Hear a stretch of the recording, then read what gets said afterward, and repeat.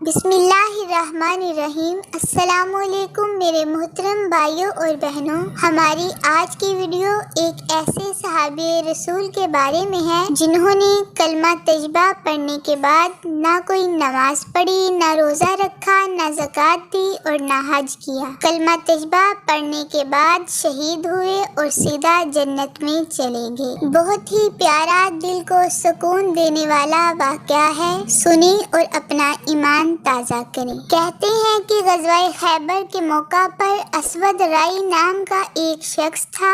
یہ ایک حبشی غلام تھا جو یہودیوں کے مویشی چرایا کرتا تھا۔ صحرا سے اس قدر مانوس تھا کہ اپنے وقت کا اکثر حصہ وہیں گزارتا تھا۔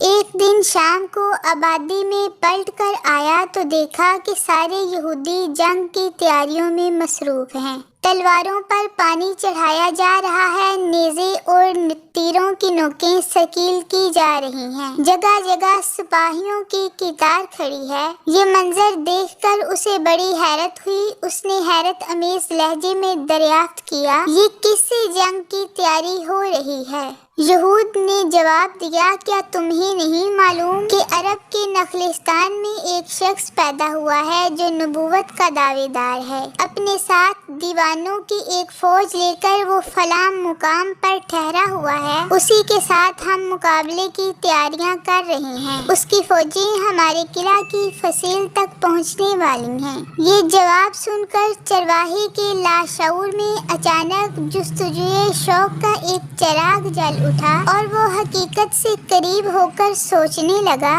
بلا وجہ کوئی دیوانہ نہیں ہوتا، وہ بھی دیوانوں کی ایک فوج جو جان دینے کے لیے ساتھ آئی ہے۔ یہ بادہ قریب کے متوالی نہیں معلوم ہوتے، یہ کشش صرف جمال حق کی ہے۔ ہو نہ ہو انہوں نے سچائی کا بے نقاب چہرہ دیکھ لیا ہے۔ یہ سوچتے سوچتے اس کے منہ سے بے اختیار نکلا، یقیناً وہ ایک سچا پیغمبر ہے۔ یہ کہتے ہوئے اٹھا اور بکریوں کو ساتھ لیے ہوئے بے خودی کے عالم میں ایک طرف چل پڑا۔ بالآخر وہ سراغ لگاتے لگاتے مدنی سرکار حضرت محمد صلی اللہ علیہ وآلہ وسلم کے لشکر میں پہنچ گیا۔ حضور کی بارگاہ میں حاضر ہو کر اس نے پہلا سوال یہ کیا، آپ کس بات کی دعوت دیتے ہیں؟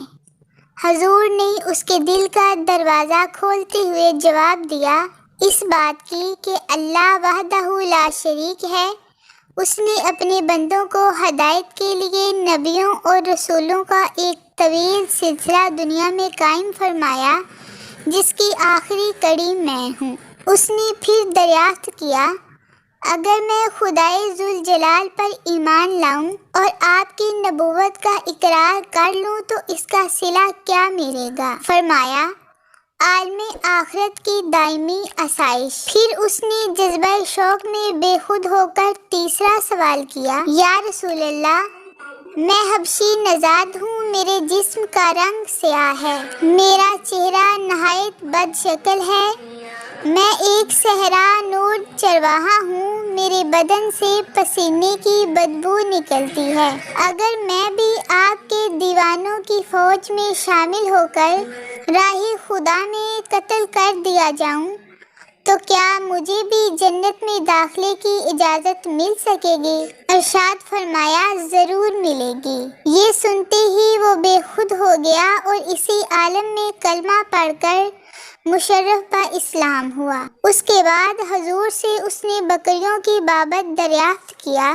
نبی اکرم صلی اللہ علیہ وآلہ وسلم نے ارشاد فرمایا، دوسرے کی چیز ہمارے لیے حلال نہیں ہے، انہیں قلعہ کی طرف لے جاؤ اور کنکر مار کر ہنکا دو، یہ سب اپنے اپنے مالک کے پاس چلی جائیں گی۔ چنانچہ اس نے ایسا ہی کیا، لیکن ولولۂ شہادت کے ہیجان سے اسے ایک لمحہ قرار نہیں تھا، فوراً الٹے پاؤں واپس آ گیا اور مجاہدین اسلام کی صفوں میں شامل ہو گیا۔ واقعات کے راوی بیان کرتے ہیں کہ جب میدان جنگ میں سپاہیوں کی قطار کھڑی ہوئی تو جذبہ شوق کا اضطراب اس کے سیاہ چہرے سے شبنم کے سفید قطروں کی طرح ٹپک رہا تھا۔ طبلِ جنگ بجتے ہی اس کے ضبط و شکیب کا بند ٹوٹ گیا اور وہ ایک بےتاب دیوانے کی طرح دشمنوں کی یلغار میں کود پڑا۔ اس کے سیاہ ہاتھوں میں چمکتی ہوئی تلوار کا منظر ایسا دلکش معلوم ہوتا تھا جیسے کالی گھٹاؤں میں بجلی تڑپ رہی ہو۔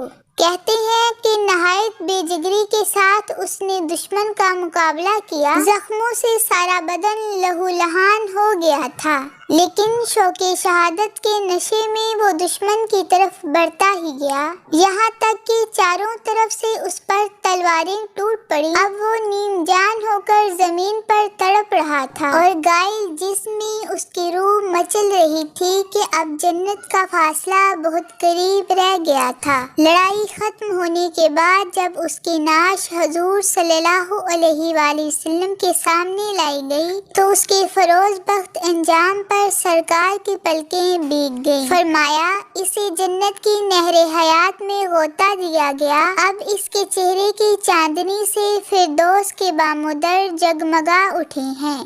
اس کے پسینے کی خوشبو میں حورانِ بہشتی اپنے آنچل بسا رہی ہیں۔ جنت کی دو حسین حوریں اسے اپنے جرمٹ میں لیے باغ خلد کی سیر کرا رہی ہیں۔ سبحان اللہ!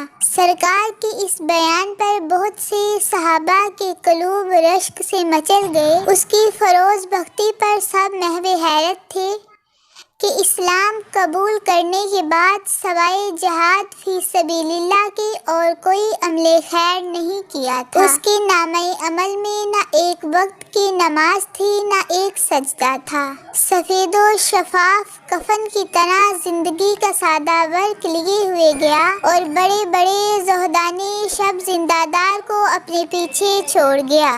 سچ کہا ہے عارفانِ طریقت نے کہ عشق و اخلاص کی ایک جنوں انگیز ادا ہزار برس کی بے ریا عبادتوں اور حسنات کے بے شمار ذخیروں پر باری ہے۔ یہی وہ سکہ رائج الوقت ہے جس میں آج تک کسی بھی قسم کا کھوٹ نہیں نکلا اور کسی عالم میں بھی اس کے نرخ کی سطح نیچے نہیں اتری۔ جذبِ عشق کی ایک ہی جست نے عالم اسفل کے خاکزادوں کو بام عرش تک پہنچا دیا اور محبت ہی کا گداز تھا کہ جس نے کیسر و کسریٰ کی ایوانوں پر اپنی شوکتوں کے پرچم اڑوائے اور روئے زمین کی سب سے بڑی سلطنت کو اپنے قدموں کے نیچے روند ڈالا۔ ایسی ہی مزید اسلامک واقعات سننے کے لیے چینل کو سبسکرائب کریں، ویڈیو کو لائک اور شیئر کریں۔ جزاک اللہ۔ اللہ حافظ۔